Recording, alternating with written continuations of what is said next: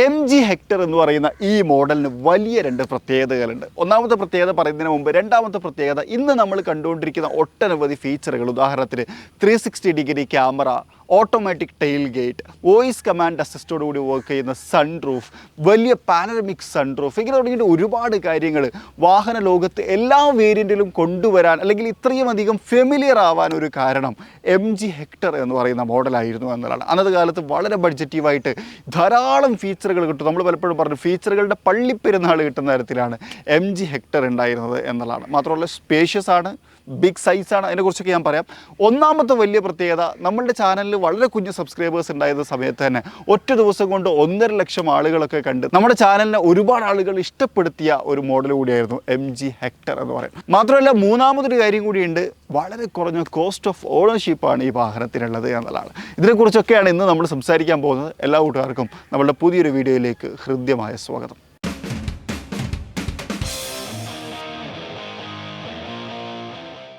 വാഹനത്തെ നമ്മളിന്ന് നോക്കിക്കാണുന്ന സമയത്ത് ഏറ്റവും പുതിയ വേരിയൻ്റാണിത്. ഇപ്പം 2023 ശേഷം ഫേസ് ലിഫ്റ്റ് വന്നതാണ്. ആ ഒരു തരത്തിൽ പുതിയ ഒരു ഗ്രില്ല്, വലിയൊരു ഗ്രില്ലാണ്. ഭയങ്കര ബോൾഡായിട്ടുള്ള ഒരു ഫ്രണ്ട് ലുക്ക് ആ ഒരു ഗ്രില്ല് കൊടുക്കുന്നുണ്ട്.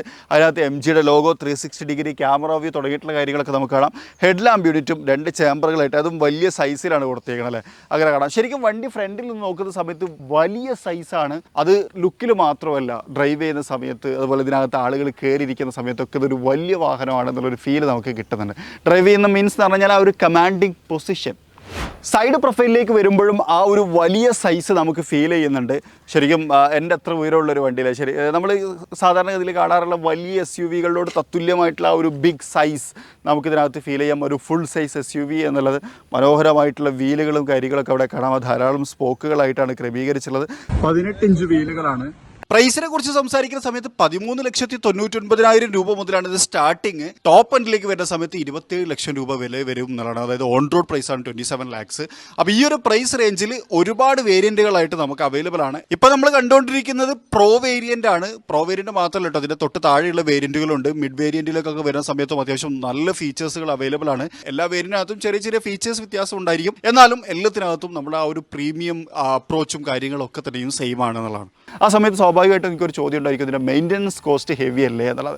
എന്നാലും വളരെ രസകരമായിട്ടുള്ളൊരു കാര്യം ഞാൻ പറയട്ടെ. 3 വർഷത്തേക്ക് ഏകദേശം 18,000 രൂപയാണ് ഇതിൻ്റെ മെയിൻ്റനൻസ് കോസ്റ്റ് വരുന്നത്. അതായത് ഒരു മാസം 500 രൂപയിൽ താഴെ മാത്രമാണ് ഇതിൻ്റെ മെയിൻ്റനൻസ് കോസ്റ്റ് വരുന്നത് എന്നുള്ളതാണ്. കാരണം വാറണ്ടി തുടങ്ങിയിട്ടുള്ള കാര്യങ്ങളൊക്കെ ഇതിന് ആപ്ലിക്കബിൾ ആണ് എന്നുള്ളതും മറ്റൊരു സൈഡ്. 2019 ഈ വാഹന വിപണിയിലേക്ക് കടന്നു വരുന്നത്. അതിനുശേഷം ഇങ്ങോട്ട് ഇപ്പം ഏകദേശം ഒരു 5 വർഷത്തോളമായിട്ട് ഒരുപാട് സാറ്റിസ്ഫൈഡ് കസ്റ്റമേഴ്സ് ഉണ്ട്. ഇന്ന് ഞാൻ ഈ വീഡിയോ ചെയ്യുന്നതിൻ്റെ തൊട്ട് മുമ്പ് 5 വർഷമായിട്ട് ഈ വാഹനം ഉപയോഗിച്ചുകൊണ്ടിരിക്കുന്ന, അതായത് ഹെക്ടറിൻ്റെ ഷാർപ്പ് എന്ന് പറയുന്ന മോഡൽ, പിന്നീട് ഫേസ് ലിഫ്റ്റ് വന്നപ്പോഴാണ് ഷാർപ്പ് പ്രോ വന്നത്. അതിനകത്ത് വന്ന സമയത്ത് ഇൻഫോർടൈൻമെൻറ്റ് സിസ്റ്റത്തിൻ്റെ മാറ്റം, അതുപോലെ തന്നെ ലുക്ക് വൈസ് ചേഞ്ചുകൾ വന്നു, ഗ്രാഫിക്കൽ റെപ്രസെൻറ്റേഷൻസ് മാറി, അതുപോലെ ഡാഷ്ബോർഡിലൊക്കെ വ്യത്യാസം വന്നു, അങ്ങനെ കുറേ കാര്യങ്ങൾ വന്നിട്ടുണ്ടായിരുന്നു. അപ്പോൾ ആ ഒരു ഷാർപ്പ് എന്ന് പറയുന്ന വേരിയൻറ്റ് ഉപയോഗിച്ചുകൊണ്ടിരിക്കുന്ന ഒരു കസ്റ്റമറായിട്ട് നമ്മൾ സംസാരിച്ചിട്ടുണ്ടായിരുന്നു. അദ്ദേഹം സ്റ്റിൽ ഭയങ്കര ഹാപ്പിയാണ്. അദ്ദേഹം വേറെയും വാഹനങ്ങൾ യൂസ് ചെയ്യുന്നുണ്ട് എന്നുള്ളതാണ്. അതുപോലെ തന്നെ എൻ്റെ വേറൊരു സുഹൃത്ത്, അദ്ദേഹം ഈ ഒരു വാഹനം എടുക്കാണ്ടായ ഒരു കാരണം ഇതിൻ്റെ ഭയങ്കര സ്പേഷ്യസ് ആയിരുന്നു എന്നുള്ളതാണ്.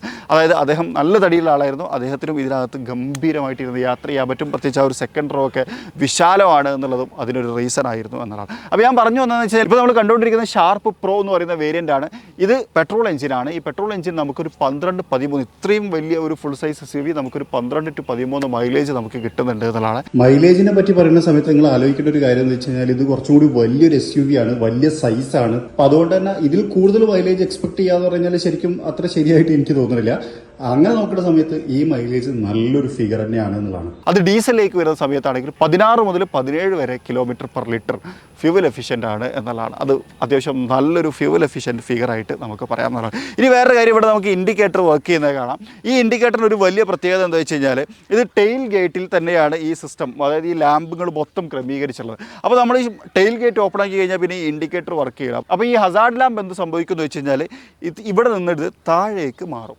അതായത് ബൂട്ട് ഓപ്പൺ ആക്കുന്ന സമയത്ത് ശ്രദ്ധിച്ച് ഞാൻ കാണിച്ചു തരാം. അപ്പോൾ ബൂട്ട് ഓപ്പൺ ആക്കണം, എടാ ഹസാർഡ് ലാമ്പ് താഴേക്ക് മാറി. അങ്ങനെ ഒരുപാട് കാര്യങ്ങൾ MG ഹെക്ടർ കൊണ്ടുവന്നിട്ടുണ്ടായിരുന്നു എന്നുള്ളതാണ് ഹെക്ടറിൻ്റെ ഏറ്റവും വലിയ ഒരു പ്രത്യേകത. ബോട്ട് സ്പേസിലേക്ക് വന്നു കഴിഞ്ഞാൽ ഭയങ്കര സ്പേഷ്യസ് ആണ്. ഞാൻ പറഞ്ഞതുപോലെ തന്നെ ഉണ്ടോ, ഇവിടെ നമുക്ക് കയറി ഇരിക്കാം, ഒരു ട്രിപ്പൊക്കെ പോകുന്ന സമയത്ത് ഭക്ഷണം കഴിക്കാം. ഇതിനകത്തുള്ള വേറൊരു ഫൺ ഫാക്ട് എന്താ വെച്ച് കഴിഞ്ഞാൽ ഈ സീറ്റ് ഇതങ്ങോട്ട് ഫോൾഡ് ചെയ്ത് കഴിഞ്ഞാൽ വേണമെങ്കിൽ നമുക്ക് ഇവിടെ ഒരു ബെഡൊക്കെ പോലെ ഒരു ബ്ലാങ്കറ്റൊക്കെ വിരിച്ച് വിശാലമായിട്ട് കിടന്നുറങ്ങുകയും ചെയ്യാം എന്നുള്ളതാണ്. അപ്പോൾ ദീർഘദൂര യാത്രയൊക്കെ പോകുകയാണെന്നുണ്ടെങ്കിൽ രണ്ടാളുള്ളൂ എന്നുണ്ടെങ്കിൽ രണ്ടാൾക്കും നല്ല അടിപൊളിയായിട്ട് കിടന്നുറങ്ങാം, ഇവിടെ ഇരുന്ന് ഭക്ഷണം കഴിക്കാം, ഒരു ചെറിയ മിനി ഹോമായിട്ട് യൂസ് ചെയ്യാം. ഒരുവിധം ആളുകളൊക്കെ ഇപ്പോൾ വാഹനം എടുക്കുന്ന സമയത്ത് പരിഗണിക്കുന്ന കുറേയധികം ഫാക്ടേഴ്സ് ഉണ്ടാവും. നമ്മളിങ്ങനെ നോക്കിക്കഴിഞ്ഞാൽ ഒന്ന് ഫ്യൂവൽ എഫിഷ്യൻറ്റ്. അപ്പം അത് വെച്ച് നോക്കുന്ന സമയത്ത് ഹെക്ടർ പാസ്സാണ് നല്ല ഫ്യൂവൽ എഫിഷ്യൻ്റ് ആയിട്ടുള്ള ഒരു വലിയ വാഹനമാണ്. ചെറിയ വാഹനമായിട്ട് കമ്പയർ ചെയ്തത് അത്യാവശ്യം വലിയ സൈസുള്ള വാഹനമാണ്. അപ്പോൾ നിങ്ങൾ ഇരിക്കുമ്പോൾ തന്നെ ഉണ്ടല്ലേ ഹെഡ് റൂം, അതുപോലെ തന്നെ അതിൻ്റെ ലെഗ് റൂം, അതുപോലെ തന്നെ ഞാൻ ഇരിക്കുന്ന സ്പേസ് ഒക്കെ നോക്കിയാൽ വിശാലമായിട്ടുള്ള ഒരു വാഹനമാണ്. ഈ ഒരു വിൻഡോനെ നോക്കി അല്ലേ ഏടാ.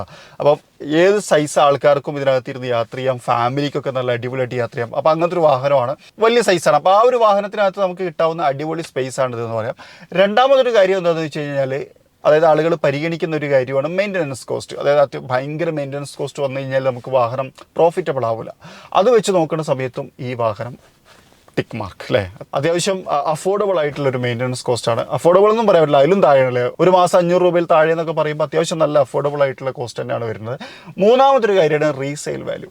നിലവിൽ MG ഹെക്ടറിന് അത്യാവശ്യം നല്ല റീസെയിൽ വാല്യൂ ഉണ്ട് എന്നുള്ളതാണ് മാർക്കറ്റ് സ്റ്റഡിയും അനുസരിച്ച് നമുക്ക് മനസ്സിലാക്കുന്നത്. അപ്പോൾ ഈ 3 കാര്യത്തിലും MG ഹെക്ടർ ടോപ്പാണ്.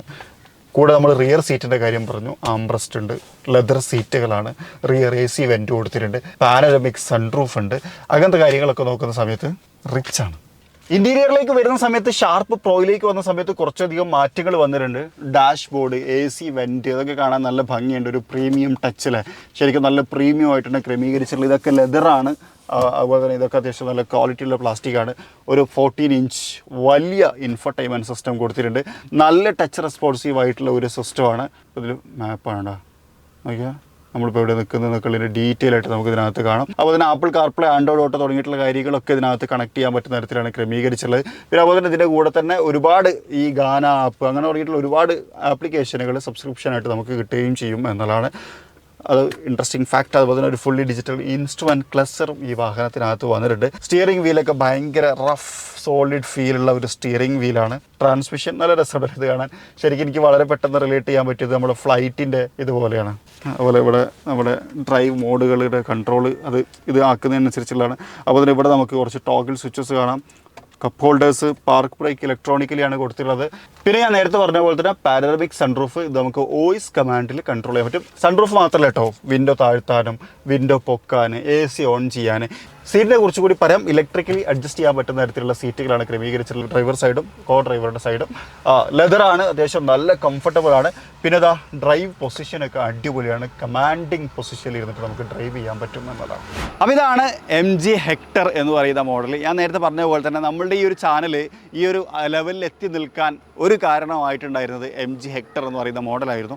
അന്ന് അതിൻ്റെ വീഡിയോ ചെയ്തതിൻ്റെ ഒരുപാട് മൊമെൻറ്റുകൾ ഇപ്പോഴും എൻ്റെ മനസ്സിലുണ്ട്. ഞാനും എൻ്റെ സുഹൃത്തായിട്ടുള്ള റിയാസും കൂടി തൃശ്ശൂർ ഷോറൂമിലേക്ക് പോയത്, അവിടെ നിന്ന് അരുൺ സാർ എന്ന് പറയുന്ന അദ്ദേഹത്തെ പരിചയപ്പെടുന്നത്, അദ്ദേഹം നമുക്ക് വീഡിയോ ചെയ്യാൻ അവസരം തരുന്നത്, ഇവിടെ അന്നൊരു ചെറിയ എനിക്ക് തോന്നുന്നു 5000 to 10,000 ആ ഒരു സബ്സ്ക്രൈബേഴ്സിൻ്റെ ഇടയിലായിരുന്നു അന്ന് നമുക്ക് ചാനൽ സബ്സ്ക്രൈബേഴ്സ് ഉണ്ടായിരുന്നത്. അന്ന് തന്നെ ഒരു ദിവസം 1.5 ലക്ഷം ആളുകൾ നമ്മളുടെ ഈ ഒരു വീഡിയോ കാണുകയും നമ്മളുടെ പ്രസൻറ്റേഷൻ ഇഷ്ടപ്പെടുകയും അത് നമുക്കൊരു വലിയ കരിയർ ഉണ്ടാക്കി തരികയും ഒക്കെ ചെയ്ത നമ്മളുടെ ബേബിയാണ് MG ഹെക്ടർ. അതുകൊണ്ട് എനിക്ക് ഭയങ്കര ഇമോഷണലി കണക്റ്റഡ് ആയിട്ടുള്ളൊരു വാഹനമാണ്. അന്ന് മുതൽ ഇന്ന് വരെ വാഹന വിപണിയിൽ ഇത് ധാരാളം വിറ്റുകൊണ്ടിരിക്കുന്നു. ഡീസൽ എഞ്ചിനൊക്കെ അത്യാവശ്യം നല്ല പവർഫുൾ ആയിട്ടുള്ള ഒരു എഞ്ചിനാണ്. അത് പെട്രോളിലേക്ക് വരുന്ന സമയത്തും അങ്ങനെ തന്നെയാണ്. ഓട്ടോമാറ്റിക് ട്രാൻസ്മിഷനകത്ത് ഡീസൽ കോമ്പിനേഷൻ എനിക്ക് ഭയങ്കര ഇഷ്ടപ്പെട്ടൊരു കോമ്പിനേഷനാണ് എന്നുള്ളതാണ്. അപ്പം കഴിഞ്ഞ 5 വർഷത്തോളമായിട്ട് ഒരുപാട് ആളുകൾ ഈ വാഹനം ഉപയോഗിച്ചുകൊണ്ടിരിക്കുന്നു. ഉപയോഗിക്കുന്ന ആളുകളൊക്കെ ഭയങ്കര സാറ്റിസ്ഫൈഡ് ആണ് ഈ വാഹനത്തിൻ്റെ കേസിൽ എന്നുള്ളതാണ്. കാരണം വെച്ച് കഴിഞ്ഞാൽ വാറണ്ടി റിലേറ്റഡ് ആണെങ്കിലും സർവീസ് നെറ്റ്വർക്കുകളാണെങ്കിലും ഭയങ്കര പ്രീമിയം ആയിട്ട് സർവീസ് നെറ്റ്വർക്കുകൾ അവൈലബിൾ ആണ് എന്നുള്ളതാണ്. അങ്ങനെ ഒരുപാട് ഗുണങ്ങൾ ഈ വാഹനത്തിനകത്തുണ്ട്. നിങ്ങൾ ആരെങ്കിലും ഇങ്ങനെ ഒരു MG ഹെക്ടർ ഉപയോഗിക്കുന്നുണ്ടെങ്കിൽ നിങ്ങളുടെ ഫീഡ്ബാക്ക് ഒന്ന് താഴെ കമൻറ്റ് ചെയ്യണം. അപ്പോൾ ആ ഒരു കമൻറ്റുകൾക്ക് വേണ്ടി ഞാൻ വെയിറ്റ് ചെയ്തുകൊണ്ട് ഈ വീഡിയോ തൽക്കാലം നമ്മളോട് അവസാനിപ്പിക്കുകയാണ്. അപ്പോൾ മറ്റൊരു വീഡിയോയിൽ മറ്റൊരു വിശേഷമായിട്ട് കാണാം. അതുവരെ ചെറിയൊരു ബ്രേക്ക്.